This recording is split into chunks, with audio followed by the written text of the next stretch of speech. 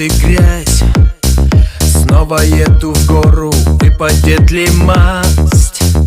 40 тонн, автопробег как на Дакар. Все чувства на пределе, а в груди пожар.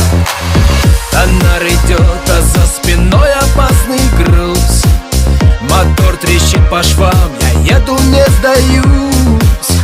Колес не видно, до кабины колес.